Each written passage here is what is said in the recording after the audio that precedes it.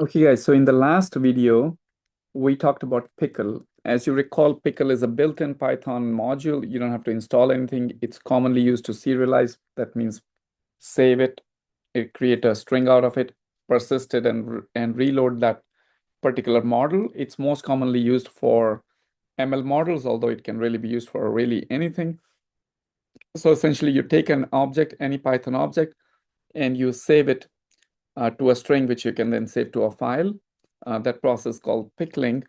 And then when you need to reuse it, you simply deserialize it or you unpickle it. Now you might imagine that the file looks like kind of like a text file, a JSON file, an XML file, a YAML file, except that's not quite how Pickle works. So with Pickle, you definitely need to know something about the RCE or the remote code execution vulnerability. That is essentially an issue with Pickle that you should definitely be aware of. So essentially, what is that vulnerability? It is based on the reduce method. The reduce is a special method that Python uses to de at the time of deserialization. That means to reconstruct the object. Basically, in that particular method, in the reduce method, an attacker could have hidden some code which is now going to be executed. And in that code, if something more malicious was included, such as running a script or something, then you might end up running that script.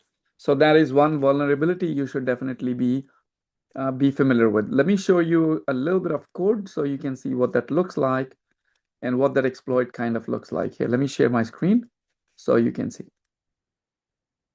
So essentially, reduce is a special method that Python calls using deserialization to reconstruct the object. And what it does is it returns a callable plus an argument tuple, which is what Python executes. So basically, an attacker can just override this to run any system command. Here's a quick example. I'll run this for you as well, so you can take a look at it. So essentially, you import Pickle. This is what somebody has created, a malicious Pickle payload. It is a simple class which has its own reduce method, and basically what it does is it runs the it was essentially runs a script which it's downloading from some website. Now that command could have been included here, which itself makes it very dangerous, but the fact that you can actually download from a website makes it even more so. So again, many different ways that this attack vector can be can be created, but basically somebody serialized this thing. If you are the victim and you deserialize it, you have essentially done remote code execution. Somebody has injected code into your environment. So that's basically the attack flow. If you would like, I can quickly show you what that looks like. So here's a file. I'm just going to run the Python file here. And as you can see, it basically ran a command here. And if you want to see what that file looks like, I can show you that. And if you want, I can make this a little bit larger so you can read it. Essentially, it's something very similar. You can see that there's an exploit that has a reduce method inside it. And what somebody is doing is just, in this case, it's not really a malicious file. It just says echo running a command. But the fact is that you ran a script, in this case, echo. And if you want to see that again, let's take a look at it again and let's just run this file. And you can see you have now run this command here. So that's basically the problem with Pickle. Again, it's a very useful package. You just need to be aware of this particular vulnerability. So what does that actually mean for you?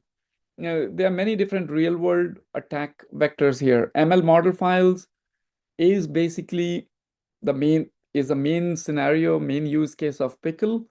So if somebody does have access to that particular file where they're saving it, if somebody can inject code into it, essentially that's called then a poison model file.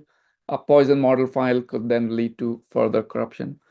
Any inter-process communication, let's suppose you have a task queue, you are saving something to it, somebody gets access to the task queue, even though that itself is not a vulnerability or may not be a huge vulnerability. Maybe your commands there are fairly simple, like run this command, run that command, but the fact that it's pickled, somebody has now included something in it, and now you have a pretty serious consideration to make here.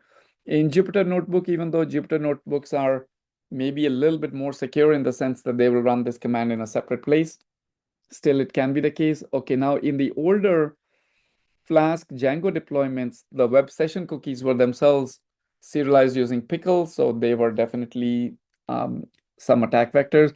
Now, if you do allow somebody to upload a Pickle file that you're going to run, then boom, then you're definitely directly exploitable. So this may not be the most common scenario. This would be a huge vulnerability for multiple reasons. But your ML model files, if there's a poison file that's included, then that is a big problem.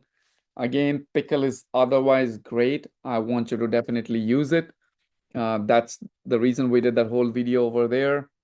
So do use it, but be aware of this particular vulnerability, which is called the RCE, the remote code execution.